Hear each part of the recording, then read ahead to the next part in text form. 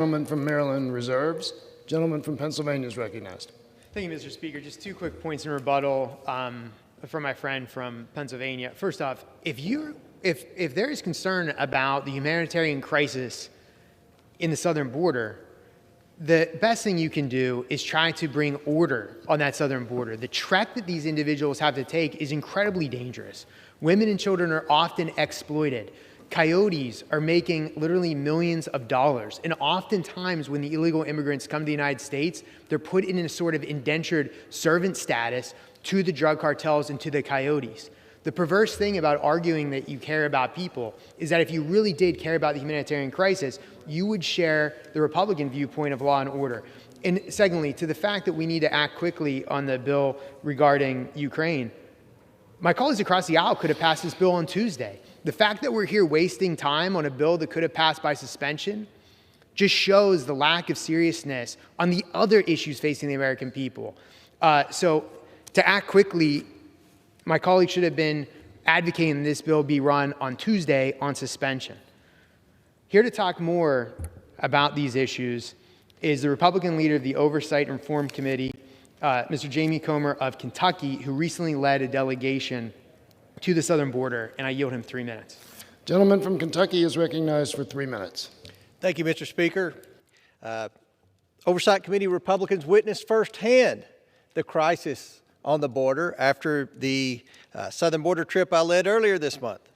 By pushing blanket amnesty and eroding interior enforcement, President Biden has now signaled to the world that our laws can be violated with little to no consequence.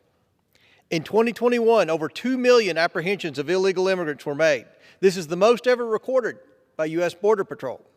In fact, I want to quote Punchbowl News because they really put it into perspective yesterday morning when they reported, according to U.S. Customs and Border Protection, during the past 3 weeks, the agency has encountered an average of 7,800 migrants per day across the southern border.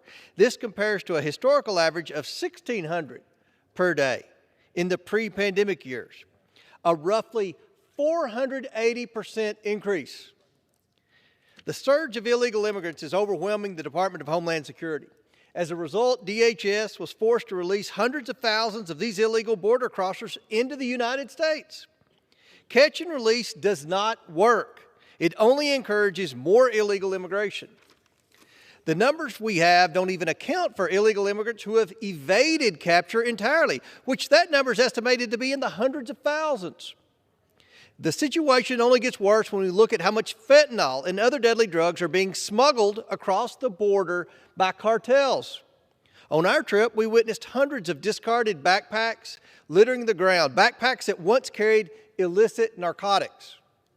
The Biden administration's border policies have only boosted the human smuggling industry and empowered drug cartels. Now, President Biden's decision to terminate the CDC's public health order under Title 42 on the 23rd of May will turn this national security and humanitarian crisis into a catastrophe. Former Obama administration Secretary of Homeland Security Johnson once said that only 1,000 apprehensions per day was, quote, a relatively bad number that overwhelms the system.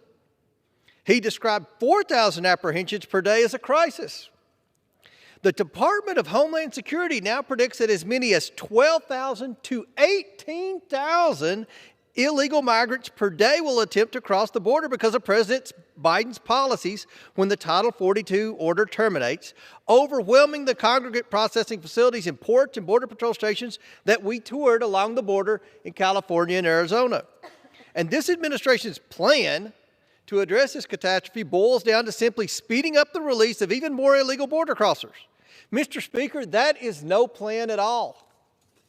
Placing illegal immigrants over Americans is unacceptable. Oversight Committee Republicans have been at the forefront of this crisis, demanding answers and seeking to hold this administration accountable to the American people. Gentleman's time has expired. 30 seconds, the gentleman to close. Gentleman from Kentucky is recognized for 30 seconds. The American people should know this. We will persist in exposing the waste, fraud, abuse, and mismanagement by this administration that has led to this current crisis. And we will do everything in our power to stop the flow of fentanyl across President Biden's broken border.